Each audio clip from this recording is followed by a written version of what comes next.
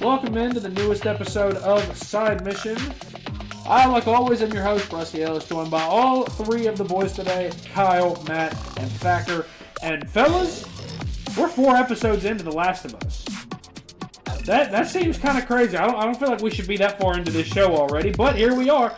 Yeah, for real. I think that the easy way to get into this episode is that I feel like this is what a lot of people have wanted to see, or at least part of what a lot of people have wanted to see for the first 3 episodes was a little bit more about Joel and Ellie and a little bit more of their interaction and their growth. And we see quite a bit in this episode. Is this the shortest episode that we've gotten so far? It was, 55, 56 minutes? I think this was the shortest episode. I believe so. Yeah, I think this was the shortest episode. So, Kyle, I'll start with you because I really liked this episode. Now, I'm not going to lie. If you ask me to rank these first 4 episodes, there's a good chance that this episode probably does come in 4th. But, yeah, as me and you have said, I think on a previous episode, we might have said it on last week's episode, at some point there was going to be an episode like this, where there's not really a high emotional stake, there's not really that big, powerful moment where your jaw's on the floor, you're in tears, we were bound to have an episode like that, and even though I think I would probably rank this episode 4th out of the first 4 episodes, I think this one does a lot of things really well, namely the relationship between Joel and Ellie. Yes, it definitely does. I think that there was a lot of character growth here in multiple sections, but what I think really stuck out to me was it really feels like they are progressing the story without trying to shove too much in at once. Yes, I agree. While this was a shorter episode, it didn't exactly introduce the conflict and resolve it within 40 minutes, and I kind of like that because we're going into the next episode knowing a little bit of what's about to happen, and, we're kind of like, oh shit, it's about to get real. And we were finally introduced to the new group, I believe. Are they still called the Hunters in this show? Have they said? They're still called the Hunters, and I will say, and I'll let you kind of get into this a little bit more, I do like that they're a little bit more fleshed out. And that's one thing this show has done really well so far, is it's fleshed out different characters. We saw Bill and Frank get fleshed out a lot more. Tess has been fleshed out a lot more. And obviously, Sarah in episode 1 was fleshed out a lot more. I like that these hunters, who are just enemies, they're just random nameless NPCs that you go up against as enemies in the game, I like that there's a little bit more humanity to them. I like that there's a little bit more structure to them.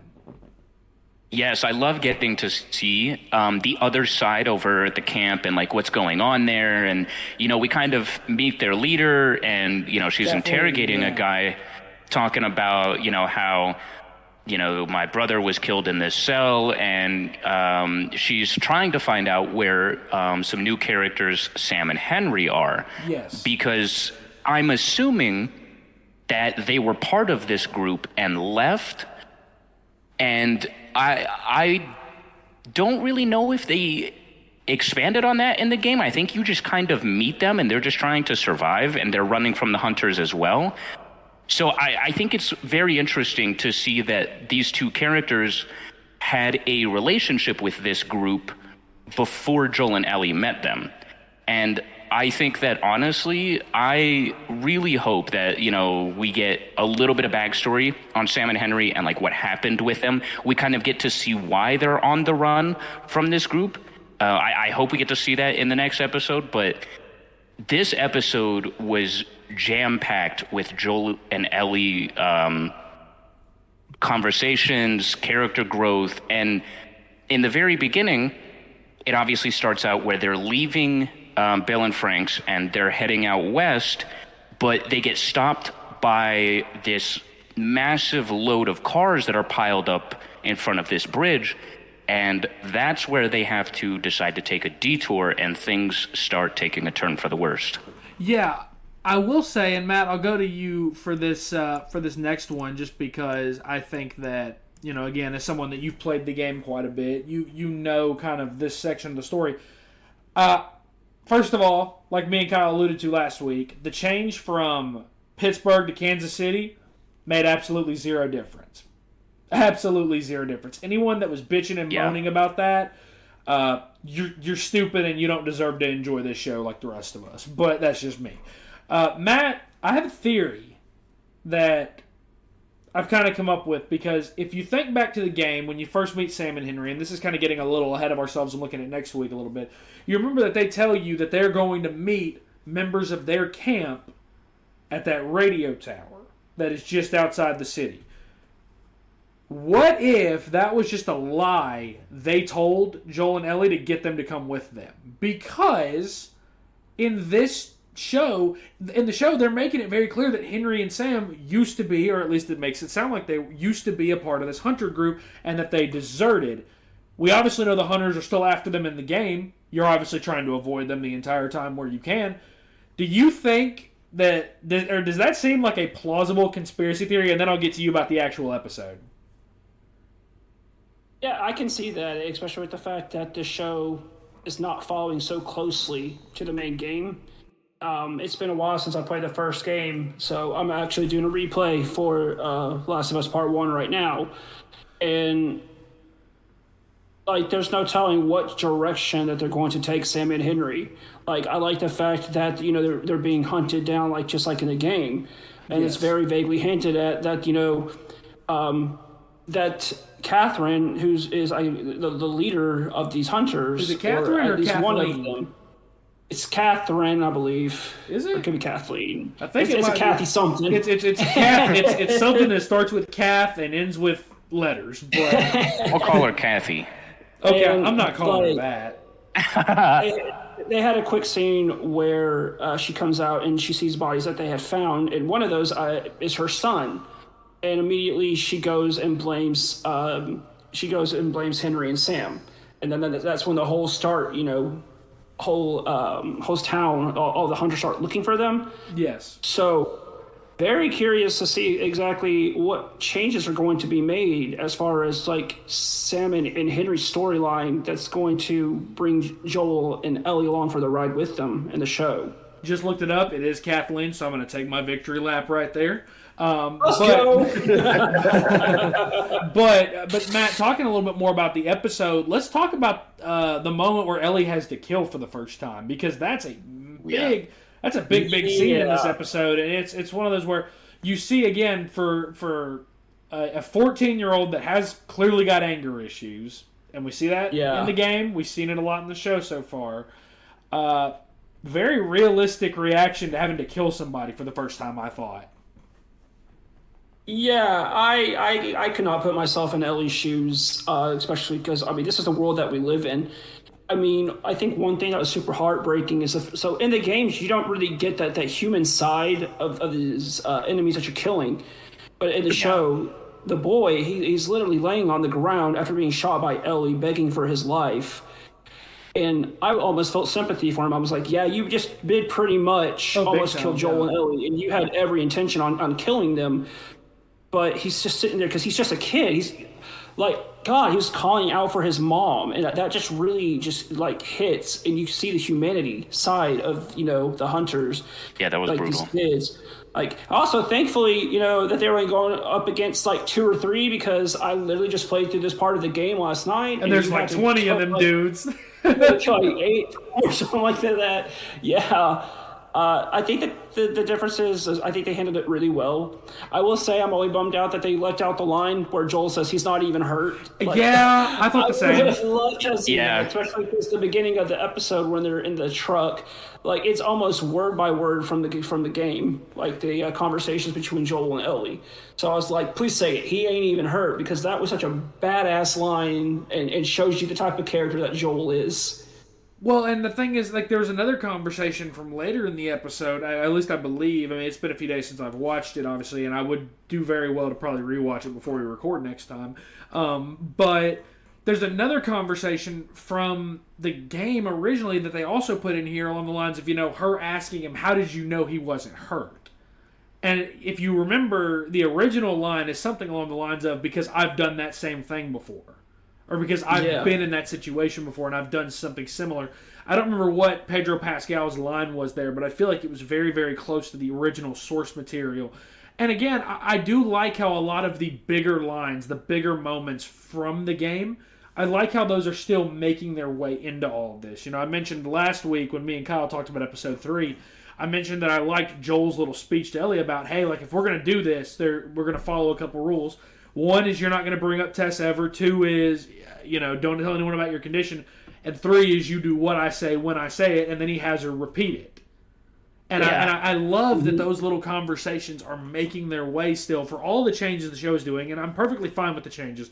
Through 4 episodes, I have not had a single change where I've gone, man, I really wish they wouldn't have done that. I have trusted everything they have done from episode 1 to now, and I will continue to trust it until I'm given a reason otherwise, too. Now, before I go to Thacker real quick, because I think that we can all agree on this, I thought it was fucking awesome to see Jeffrey Pierce, OG Tommy, cast in this. I thought it was awesome to see him, and the moment I heard his voice, I was super excited, and he was one of my favorite parts of the episode, and I can't wait to see more of him, because Jeffrey Pierce has an awesome voice for voice acting, and I feel like he absolutely owned this role on screen as well. Thacker, let's talk a little bit about the Hunters, because again, we've kind of talked already about it, but I find it really interesting that they're going out, like the show goes out of its way to kind of try to humanize this group that in the game, they're evil. You are told, you kill dozens of them, and they're an obstacle in your way. Do you feel like that adds kind of to the emotional weight of the show, that, it shows that just because a group is seen as just bad, there's more humanity than that to them, and there's a reason for all their actions. Most definitely. Like these hunters that we have now versus what we had in the game, there's a lot more compassion. Yes. You can see there's not just, we're trying to survive. It's we're trying to survive as a community.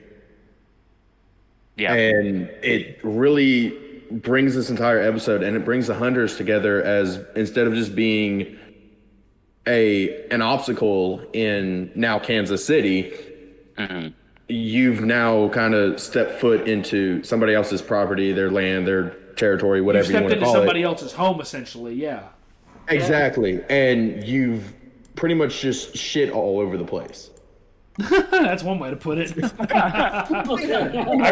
can that's one way to put it. I think that another side of their humanity is Matt, you can describe it better than I can, probably. I'm going to botch it here in all likelihood. But when Perry takes Kathleen into that room in the basement of that building, and they see what they see, that gather, I'm assuming it looked like a hotbed for the infection. And they see kind of how it's pulsating and how it's moving, and it looks alive almost. You see the fear because they're normal people, man. The hunters in the game are shown as like these bad guys that show no fear and are willing to die for their cause. You see here, they are very much real people. They're very much afraid of the infected just as much as Joel and Ellie are. And we obviously haven't seen Joel and Ellie interact with infected nearly as much. We saw that one little snippet last week with Ellie in the beginning of the episode, but I don't think we've seen anything yet, really, of her and Joel versus the infected. I really do think that the hunters and the humanizing of them and giving a little bit more emotional weight to them, specifically with Kathleen's son being a victim of Joel and Ellie, I think that adds a lot to this, and I know that there are going to be a lot of people that see this as a filler episode. And maybe it is. I don't think inherently all filler episodes are bad. I think that there are some filler episodes that work really well. Shows like One Piece have 5 filler episodes just to get to one story episode, one mainline episode. And I'm okay with having a filler episode or 2 here and there. Now, before we get to today's Bounds round, because I did think about one, and I came up with one in the opening of this episode when I was, talking, and I came up with a question for everybody to answer.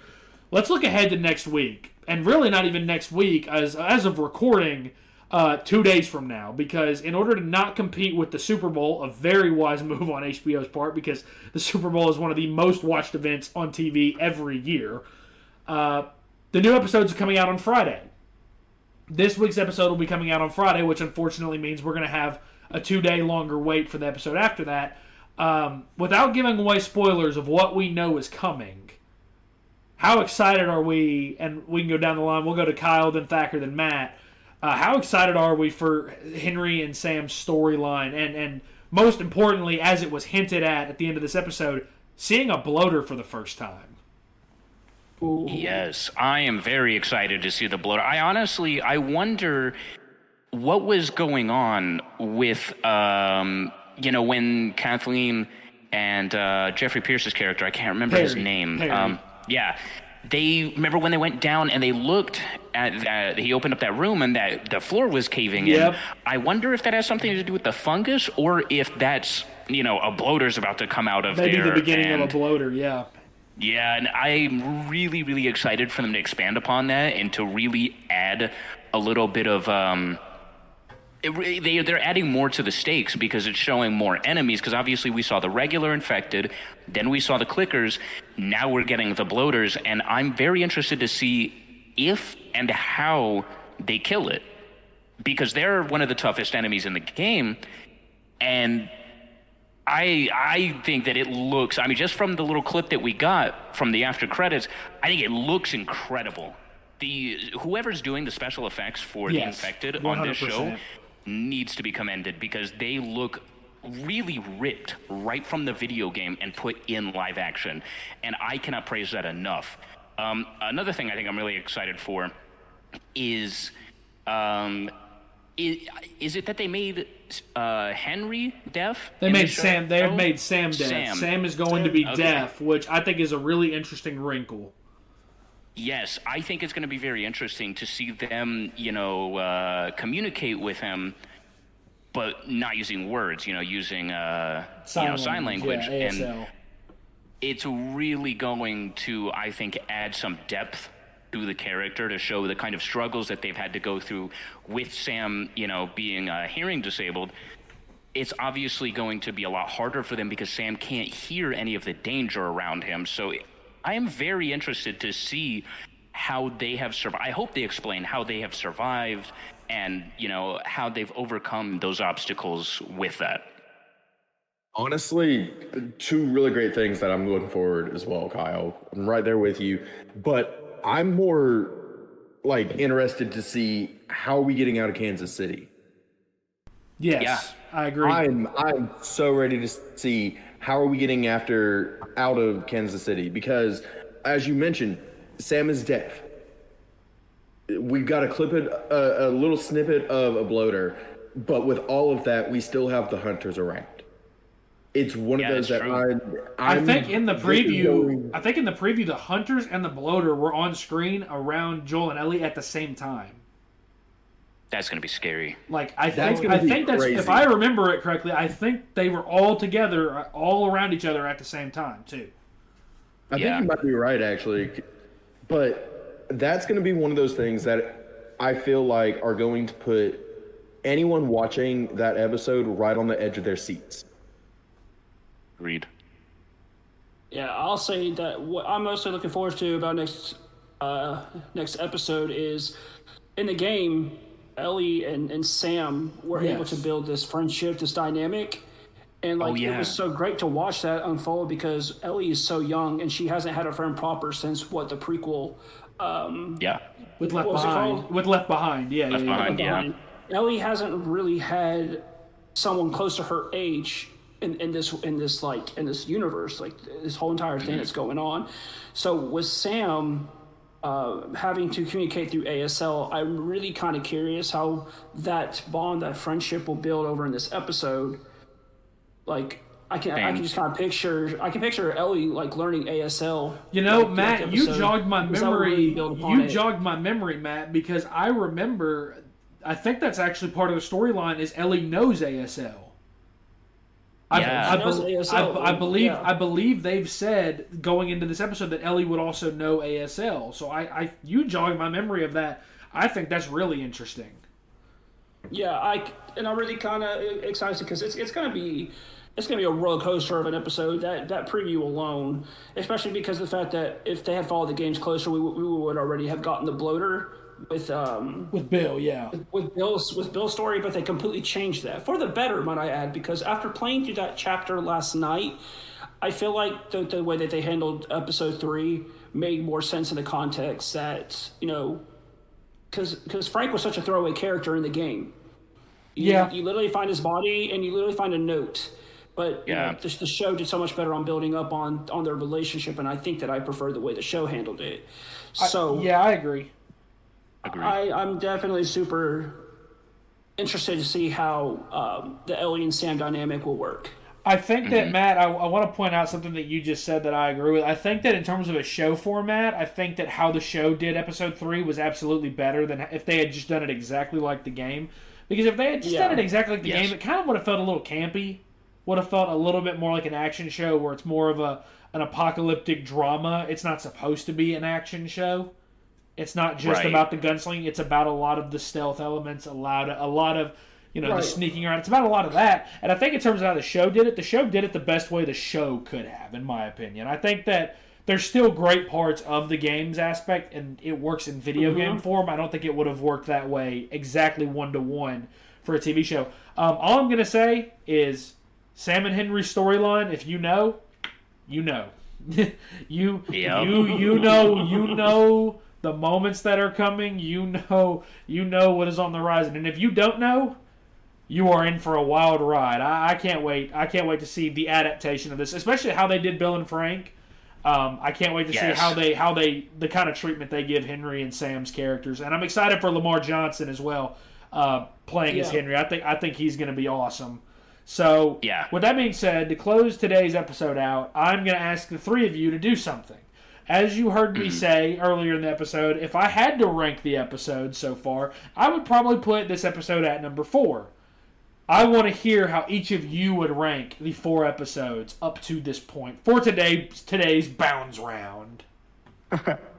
So, Kyle, you go probably, first. I'd probably rank them. Episode 2 is my number 1. Episode 3 is my number 2. And then episode 1 is my number 3, and episode 4 would also be my 4th. That is interesting. I really thought episode 1 might be higher for you. That's interesting. So why episode 1 at 3? Honestly, I really enjoyed episode 2 for many different reasons. They introduced the clickers, which that entire scene was so anxiety driven. I was on the edge of my seat just waiting. And then obviously the ending with Tess, I feel like it was so heartbreaking, but at the same time, I feel like her death had a lot more meaning in the show. And episode 3, obviously, just the whole entire dynamic of that episode was very, very heartfelt. And I really enjoyed seeing, the relationship between Bill and Frank, and seeing, a little bit of before. And the way that they ended it, I think, was something that nobody saw coming. I think we all kind of expected Bill to survive at some point. And the fact that they both died was shocking to me, but I enjoyed it. And then episode 1 and 4 weren't bad, in my opinion. I think episode 1 was really great. There was a lot of action. There were a couple. There was obviously the main heartbreaking scene with Joel and Sarah, but the rest of the episode, I think, was a lot of setting up and world building, and it was a lot of what was needed for the first episode. And then episode 4 was just really short. While it was very action packed, and we got a lot of Joel and Ellie, it was just a shorter episode. Yeah, I feel that. So, Thacker, what about you? How do you rank these first 4 episodes? So I'm actually a little bit on a different wavelength than Kyle on this one. Episode 1 is still my number 1. Okay. And I'll explain later. My number 2 spot, though, is the Bill and Frank episode. Okay. Interesting. 3 is episode 2, and episode 4 is number 4. I think it's worth pointing out. I don't think we all just hate this episode, and that's why we're all ranking it where we are. I think it's a great episode. I think that, again, it's just more of a filler episode. Yeah. Yes. But the reason episode 1 is number 1 for me is that is the episode where a lot of people who have never played the game, who are experienced Last of Us for the first time, this is the episode that is going to heavy impact people's opinions. I agree, actually. And that entire episode had you on the edge of your seat, no matter what part it was. And seeing that moment with Sarah still hits super hard. And I agree. I really do think that that's the moment where people who have never played the game, they kind of understand, okay, this is why you love the game as much as you do, because of the emotional moments like that. Matt, what about you?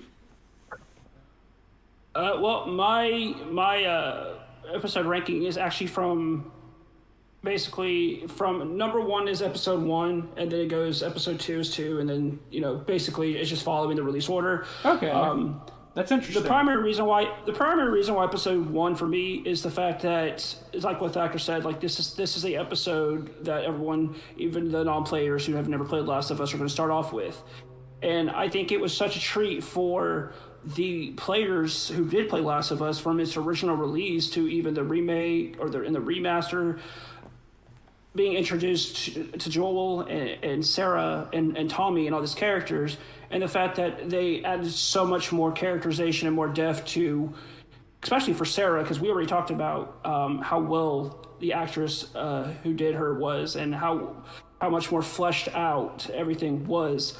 And I liked all the little set pieces that were leading up to this. Even moments like the kid walking up to Frederick, and being taken in, and they found out that she was infected. Like there was just in the scene of Joel picking up her body and throwing it into the fire. There was just those little touches that made such more of an impact for Last of Us fans, and to see the more nitty gritty of this world and the reality of it. And obviously, episode 2 is just one of the most impactful episodes, especially because the clickers are such a big thing in this series, and they did it perfectly. And then obviously 3, I just feel like did more for the characters of Bill and Frank than what we got from the game. And then 4, we're going to talk about being a filler, but the rankings have no actual impact on how I see the show. I don't think one is so much better than the other. So far, I've loved every episode. Yeah, the funny thing about my ranking is literally just Thacker's ranking. Mine is the exact same as his. Actually, mine would go 1, 3, 2, 4. And so why is 2 at 3 for you? Oh, it was 2. Was 2 number 2 for you, or am I missing something? No. You and I have the same listing. It's just I'm curious. So for me, number 2, I feel like episode 1 is memorable for several reasons. I feel like Nico Parker's performance as Sarah is one of the best performances in any singular episode so far that we've seen. And it's mainly because, I said this in our review of that episode, she had a really tough task in front of her of making the audience fall in love with her very quickly, only to then be removed entirely from the story. So I think that because of that, because of her death, because of how much setup there is, and again, because of the realism and the grittiness of how this outbreak started, mixed also with, and I think Kyle talked about this on the episode, I think it was Kyle, it might have been somebody else, it's the grittiness of scenes like the girl wandering into the quarantine zone only to find out she's infected and then she's put to death. So it's moments like that in episode 1 that made that memorable. Episode 3, for all of the emotional points that it hits on, and again, I'm not saying anything negative about episodes 2 or episodes 4. I think they're both really, really great episodes. Episode 3 blew those 2 episodes out of the water for me. I think for the emotional beats, that story hits where it doesn't need the infected to tell this story. It doesn't need Joel and Ellie to tell this story successfully. I think that the emotional weight that is carried throughout the entirety of that episode is nearly flawless. And then episode 2, to be quite honest, what it all came down to is I think it's a great episode, but I feel like when I look back on it, the only thing memorable about that episode will be Tess's death. Everything else was it was good, but nothing really stuck out. What stuck out was Tess's death, how it differed from the game, and how it carried a little bit more weight this time around, with the infected kind of getting close to killing her. So I think the clickers were great as well, but there was just something about episode 3 that the emotional weight that everything that happened in that episode carried. It just, for me, it put it over the top as far as episode 3 versus episode 2. And then episode 4, again, great episode in my opinion. It was just filler, and when it comes down to it, I'm always going to personally prefer episodes that move the main plot along versus filler episodes. And I know that was the main plot, but it felt more like filler, and it was always going to feel that way until Henry and Sam came into the fold. That was just my opinion on that. Fair enough. I was curious. So, with that being said, that is going to wrap up this episode of Side Mission. We'll have another episode to talk about really, really quickly because episode 5 is coming in 2 days. And again, if you know, you know. But that is going to wrap up this episode of Side Mission. Be sure to check us out on Twitter at Side Mission Pod and on Facebook at Side Mission Podcast. For the boys, for Kyle, for Matt, for Thacker, I'm Rusty. Thanks for listening.